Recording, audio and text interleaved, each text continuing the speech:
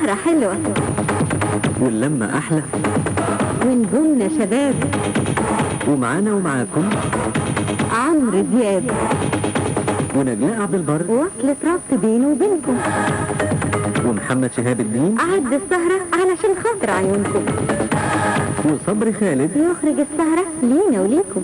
يعني يبدو ان الزملاء معانا استاذ صبري خالد ومحمد شهاب الدين ومحمد فتحي وعادل محمد كلهم عايزين يقولوا الاغاني الوطنيه الجميله، خصوصا ان انت من عشاق عبد الحليم حافظ. ويمكن دي من اجمل اغنيات الفنان عبد الحليم حافظ. هل هناك عمل وطني تتمنى ان تقدمه بهذا المستوى؟ طالما يوجد قضية قومية تمس الأمة وتمس مصر وتمس المجتمع والشعب، فأي أغنية هتمس الموضوع ده في زمانها في وقتها هتنجح جدا. أنا يعني يمكن عملت الدورة الأفريقية، كان وقتها ومكانها، ما بقولش دي أغنية وطنية، دي أغنية شعبية. والحقيقة أنت كمان رديت على سؤالي لما بقول لك ليه أغنية دي نجحت، قلت لي جميلة.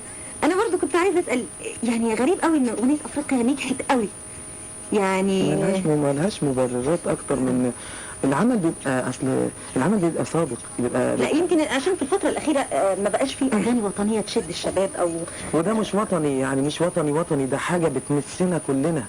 بتمسنا كلنا. وبعدين صعب قوي إنك تغني تبقى المسؤولين يخلوك تبقى يعني يختاروك تمثل بلدك في مجال رياضي، بتغني لأفريقيا. طب هتغني تقول إيه؟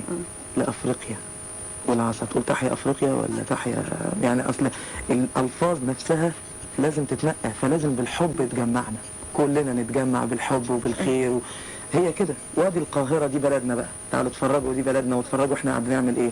فاهمة ازاي؟ فهو ده الوطنية دلوقتي. انا بقول الوطنية حاليا في وقتنا دلوقتي ان كل واحد يشتغل، وكل واحد اللي يقدر يثبت للي بره ان احنا كويسين، يثبت مش بالكلام. ما عادش الموضوع كلام وهتافات.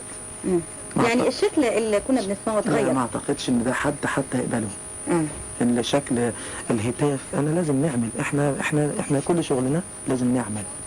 وطول ما انا واحد بقول انا اتمنى، ورسالتي وهدفي في الحياة دلوقتي موسيقيا ان اوصل الاغنية العربية للعالمية.